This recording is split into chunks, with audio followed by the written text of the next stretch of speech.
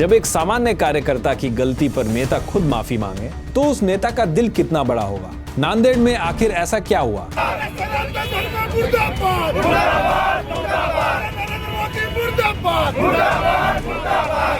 नांदेड़ में कांग्रेस के राष्ट्रीय अध्यक्ष मल्लिकार्जुन खड़गे के कथित अपमान के विरोध में महात्मा फुले की प्रतिमा के सामने निषेध सत्याग्रह आंदोलन किया गया। सांसद रविंद्र वसंतराव चौहान के नेतृत्व में हुए इस आंदोलन में शहर कांग्रेस अध्यक्ष अब्दुल गफ्फार, उत्तर जिला अध्यक्ष विट्ठल भाऊ पावड़े सहित कई पदाधिकारी और कार्यकर्ता मौजूद रहे। इसी दौरान एक सामान्य कार्यकर्ता की ओर से सनातन धर्म मुर्दाबाद और भाजपा मुर्दाबाद जैसे नारे लगाए गए।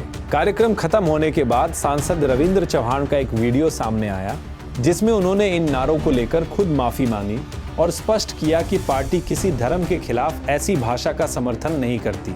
उन्होंने कहा कि उनका विरोध किसी धर्म से नहीं बल्कि धर्म की आड़ में राजनीति करने वालों से है। इस पूरे मामले पर आपकी क्या राय है? कमेंट करके जरूर बताइए। ताजा हालात न्यूज ब्यूरो नांदेड़।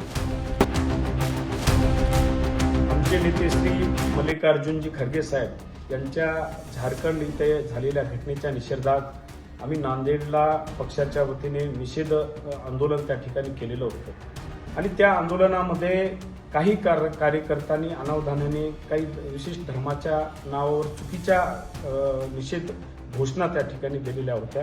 त्याचं समर्थन अजिबात मी करत नाहीये, पण काही विशिष्ट घोषणामुळे काही जणांच्या जर भावना दुखवल्या असतील तर निश्चितच पक्षाचा प्रमुख म्हणून मी सर्वप्रथम जाहीर माफी मागतो।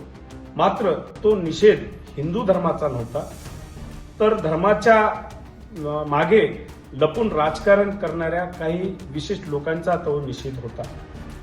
माझे आजोबा कैलासवासी बळवंतरावजी चव्हाण असतील, स्वर्गीय दिवंगत खासदार वसंतरावजी चव्हाण साहेब असतील, यांनी घालून दिलेल्या सर्व धर्म स्वभाव या नीतीवरच आम्ही या ठिकाणी राजकारण करत आहोत आणि अनेक वर्ष आम्ही वारकरी संप्रदायाचे अनेक मोठे मोठे मेळावे या ठिकाणी घेत आहोत।